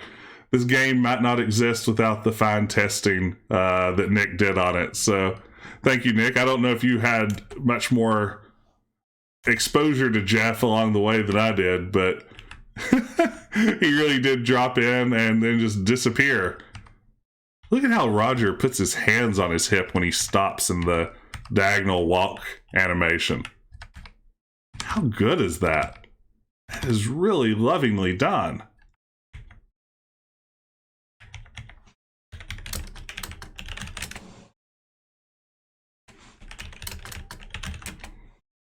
You softly console and pet the large boulder. You wonder, would it be nice to have a pet rock of your own? Doesn't that look like a little whale or something?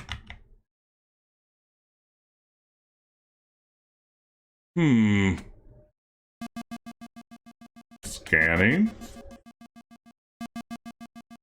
What the?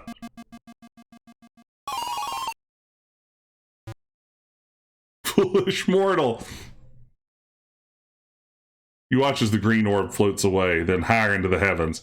Whatever it was, it doesn't look as though it's coming back. Strange. Maybe it's the orb of stairs from StairQuest. Alright, let's see what we need to do here.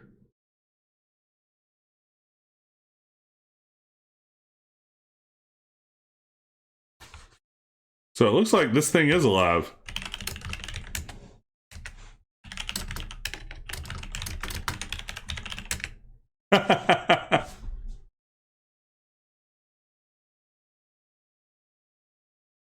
Oh, I don't know heavy metal.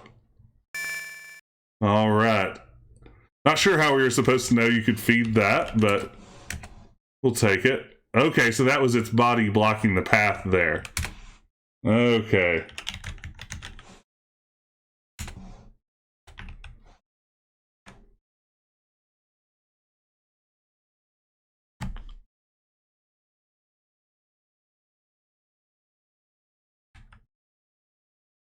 Look at that little crawl animation they implemented. Here, a cave extends upwards. A section of the cave, apparently too close to the surface, is caved in.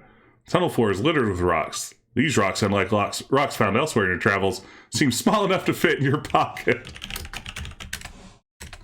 I love that. You take one of the rocks from the cave in. I think he did, but there was a force field. Yeah, so now we're right here.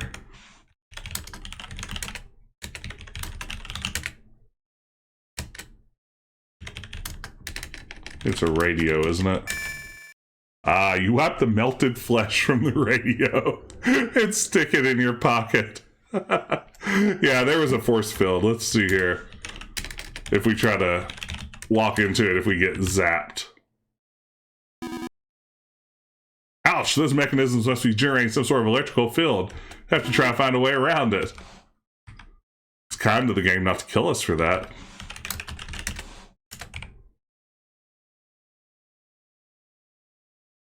Use the force field, Luke. Okay, so we've got a couple of guards here. We have a few ways to solve this problem, if I recall. I'm going to peek at my thing. So we're going to do a classic stealth game. Move here, we're going to throw a rock. You hurl the rock, it lands in some bushes a few yards away. What was that, Carl? I don't know. Well, go look. It's your turn, Bill. I looked last time. No, you didn't. I've got seniority. Ah, geez, wait here. Okay, that's one. You whisper in the radio. Carl, is that you? Speak up, Carl. Blasted radios. Hang on, Carl, I'm coming.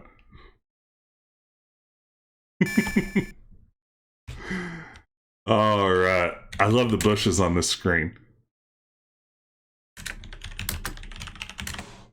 Bushes in this area are thick and leafy, with small patches of thorns and vines. Again, there's a tension even to these sort of really minor, unnecessary messages in a lot of cases that add a lot to the game. So we've broken into the cloning facility.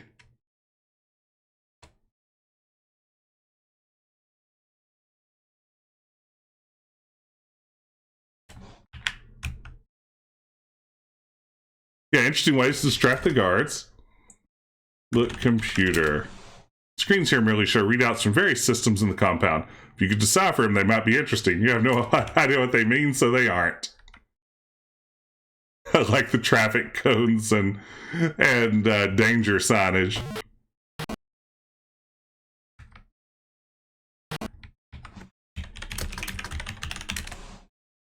Each canister contains a single clone held in stasis by a thick goo. It's difficult to make out any facial details. So let's look at cartridge. The cartridge in the slot is titled Intergalactic Warfare for Dummies. The screen shows you that clone training has not begun yet. So let's get red cartridge. We'll get rid of the Interstellar Warfare. Use blue cartridge. Insert blue cartridge. You place the blue cartridge entitled Insurance Sales Techniques into the slot. So whoopsie, we accidentally helped create Vohal's army of insurance salesmen clones that come back, use Charless cartridges. Yeah, we weave back in the Space Quest 2 plot. We are responsible in part for the inexplicable plan to unleash insurance salesmen upon the galaxy. Apparently it was not Vohal's first choice. All right. System comes alive, frankly trying to recalibrate to the new information. Someone's bound to notice.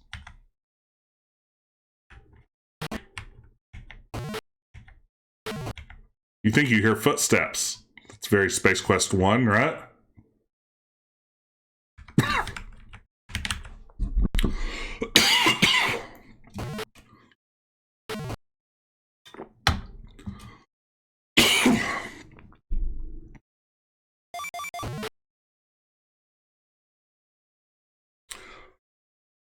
Sorry, I thought I muted myself while I was coughing. That's super gross.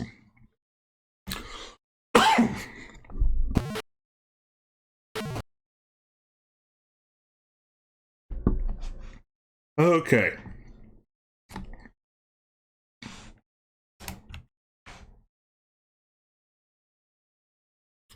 So that guard left open a door.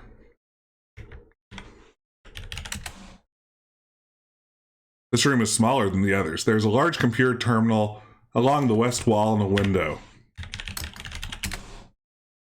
Through the window, you can see the mountainside. A winding, dangerous path hugs the rocky crevices. Maybe we'll get to walk on that.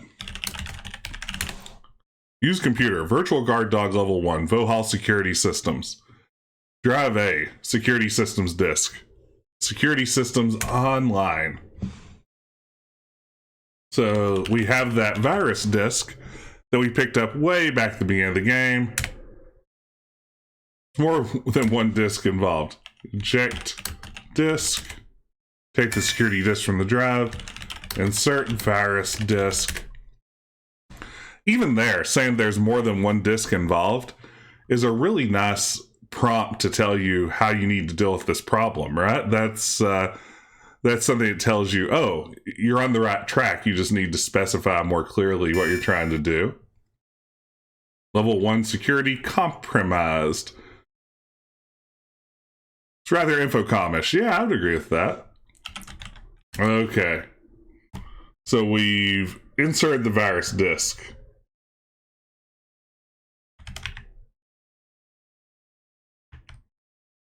And that dropped the security field that was originally in play here. All right. Do I jump? Suicide is not an option. Ooh, what do I do? I have no memory of this part. Oh, wait. We have a rope and we have the crowbar, or we have the use coat hanger on rope. You tie the rope to the broken coat hanger. Wow, you've crafted a makeshift grappling hook.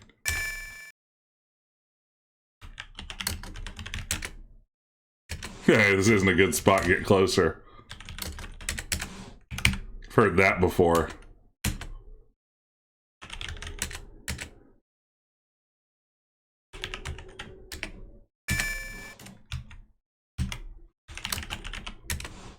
It's just out of your reach. Let's hope you won't need it again in the future. You stand on a section of platform overlooking the dense canopy of trees. This pathway, originally meant as an observation deck or scenic alternative to the elevators, has since fallen into a state of disrepair. In several sections, the railings have disconnected and the pathways are even crumbling. Be careful. You're not the boss of me, game. We'll do no such thing. Oh, I loved this animation in Space Quest 1 when you're slipping by the tentacle monster in Underground Corona.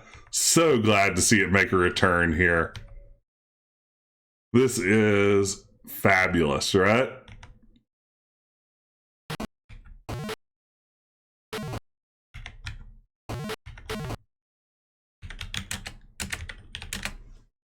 Seems to be an abandoned power room for the compound.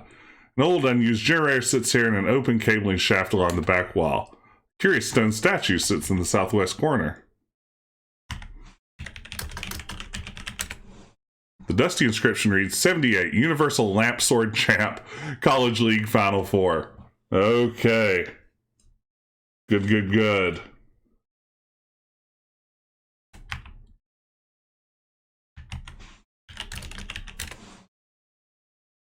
It's locked. Okay, so this is where things are going to get really fun.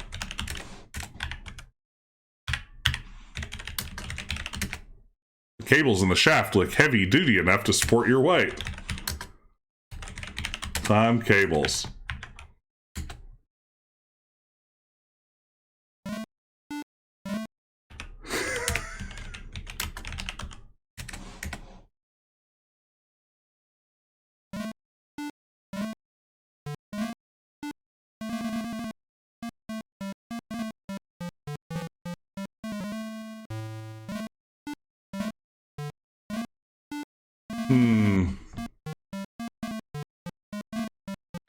It's called Manhunter on us.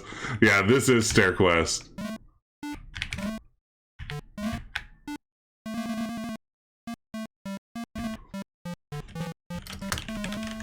This is a nice little sequence, though. Each time you trigger one of the buttons, it turns off some of the sparks. Oh no! Try climbing on the bigger cables next time. Again, good hint, right? That's actually useful feedback.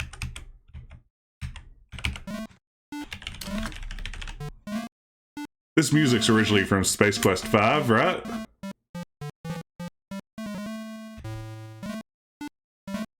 I remember when this came out, people in my Space Quest message forum were so mad about this puzzle.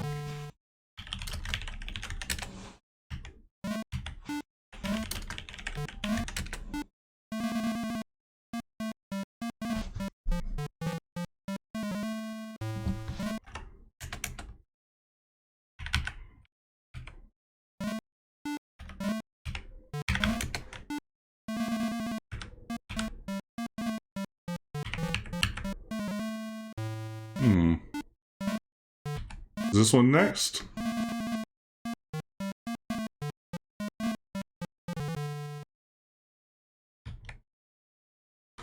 I wanted to think it's you're taking the aptitude test at StarCon music, but I might be wrong.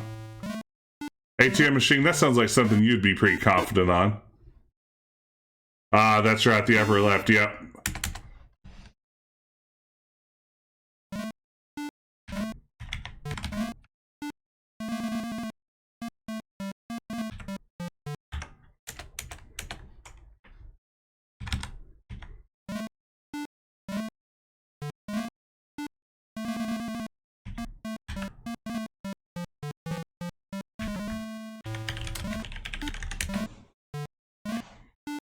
All right.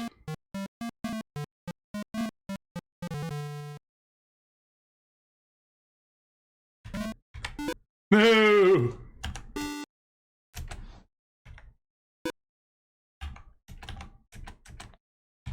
This is a fun take on a puzzle that we've seen in various forms in different Sierra games, right? By the way, if you're just joining us, welcome to the stream. We're playing Space Quest Zero, a Space Quest fan game from, oops, That was a shocking experience. A Space Quest fan game from 2003. We're near the end, if the points are to be believed. Alright. I was just asking for that one. It's past my bedtime. I'm getting sloppy here.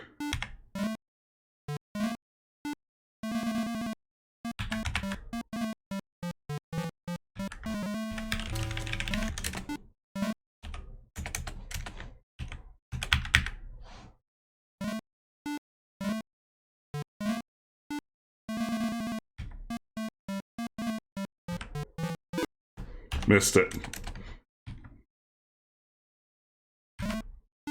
Missed it. Oh, it definitely does have the Black Cauldron King's Quest 3 climbing vibe to it.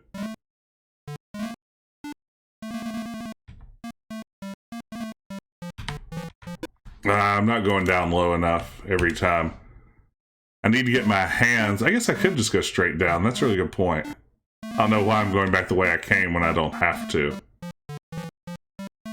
Can I go across the purple one, or is that going to be too narrow? Yeah. I think I have to go down to the curvy one here.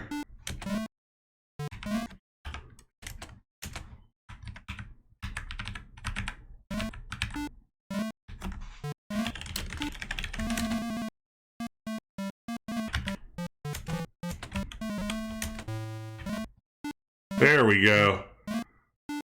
That should solve the puzzle.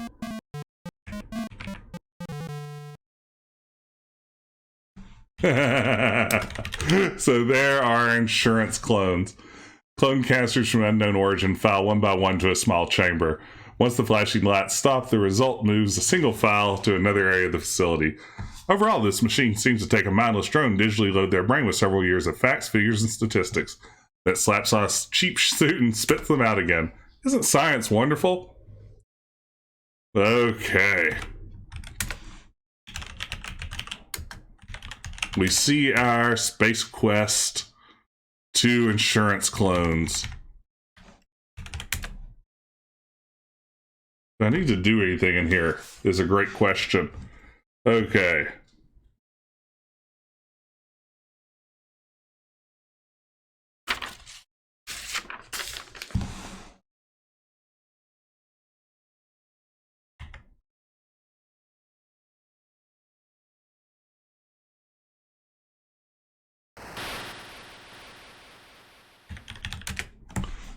This room is strange. A gust of wind periodically blows from the chasm below, apparently pulled by fans above. The fans seem powered by the above generator, which you assume powers the force field ahead. Okay, this is a fun puzzle.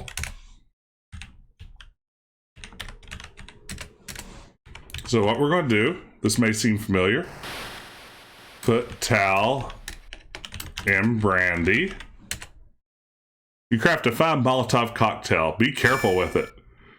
So we picked up that brandy earlier. The towel was on the murder victim. We are going to do Molotov cocktail style action like Leisure Suit Larry 2. You know, I don't think we did get any points for climbing on the cables. That seems unfair. So we're going to light towel.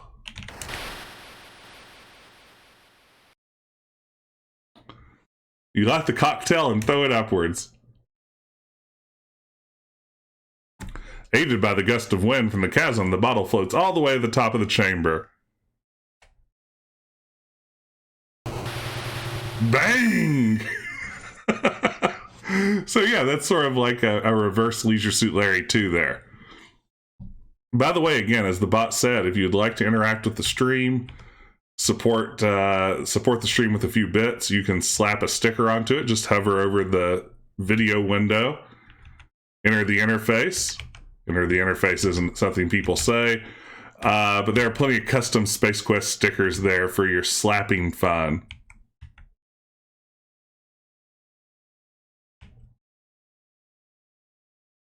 A small lightsaber rests on the table. Since there is a much tougher looking guy in front of you wielding a saber and poised to strike, you accept the offer. So this is Ale. He's the leader of the alien forces. We saw earlier his statue commemorating his lightsaber skills. Now this game is going to end in a lightsaber duel.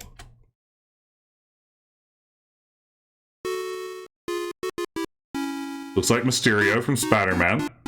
The ominous figure blocks your way. His face is unnaturally dark and he is cloaked in blue and purple. After a few moments, he begins to speak. So, Mr. Wilco, you have found your way into my lair. As you have no doubt guessed, I am L. As you probably know, my little operation is only one of many Dr. Vohal spared. No expense to build it. Oh, wait. That is a comment. As you probably know, my little operation is only one of many. Dr. Vohal spared no expense to build his army. I suppose you have some sort of transportation waiting outside. You'll never get to it alive. On guard!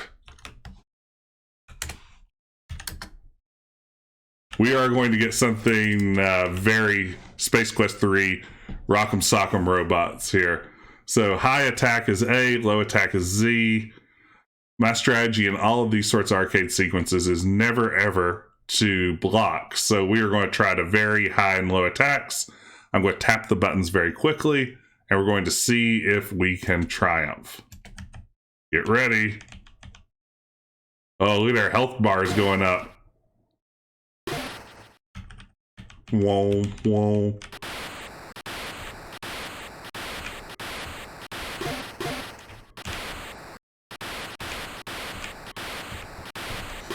Always be attacking.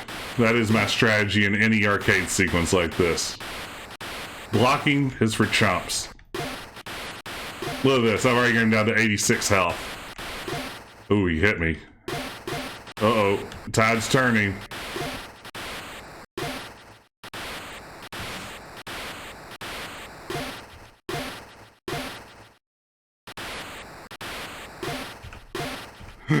Probably a little too much health for this sequence. Like, I don't know if I need to hit him 9,000 times to necessarily get the idea here, but we'll do it.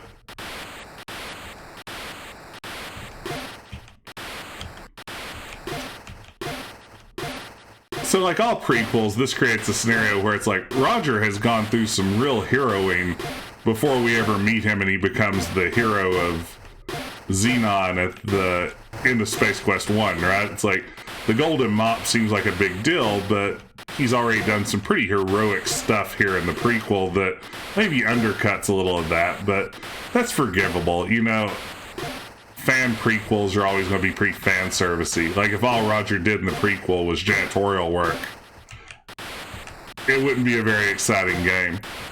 Sadly, we don't have the cheat codes from Elmo. Ah, wise guy, eh?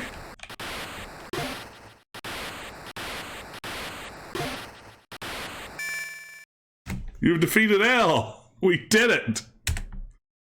Never blocked once. Inconceivable.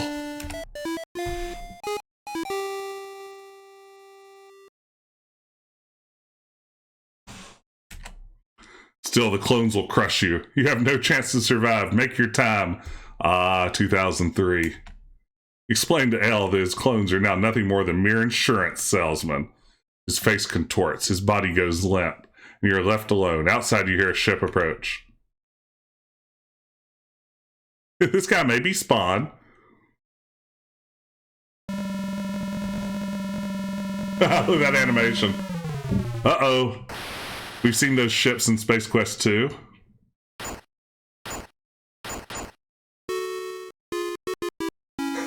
Vahal's asteroid just launched an army of his ape men down to the planet.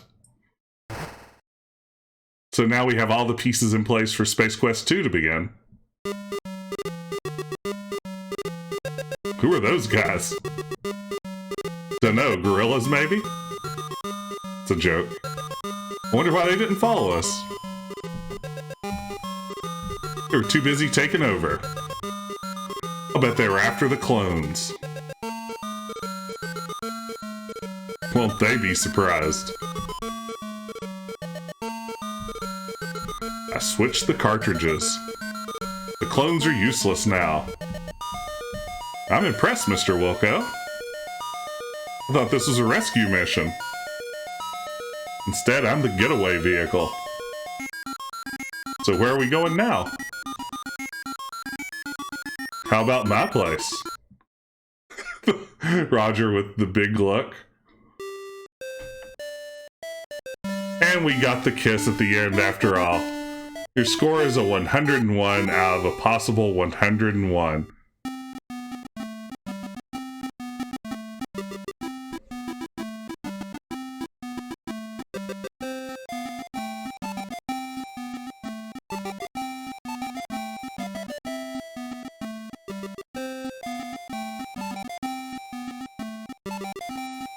Hey, there's Nick in the credits.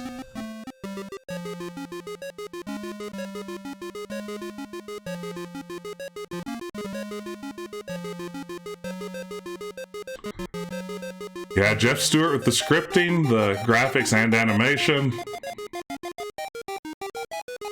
I like that Josh Mandel is credited for original concept. It's a me. And you get special thanks, too. The end for now. Alright, well, everybody, that was Space Quest Zero Replicated. Again, it's a fan game that I think doesn't get as much attention as it deserves. The first time I played it, I was really blown away. The Space Quest fan game, Space Quest The Lost Chapter, had come out a couple of years before this. And it's a really impressive piece of work, too. But this one was just so polished. The graphics were so well done. The animation was so tight. And again, even though the story's a little bit of a mess here and there, the writing is really superb. It just feels like Space Quest. And there's something to be said for that, right? It's kind of fun to play a game that gets that sense of humor, because Space Quest is written by Scott Murphy in particular, has a very unique strand of sort of nihilistic humor.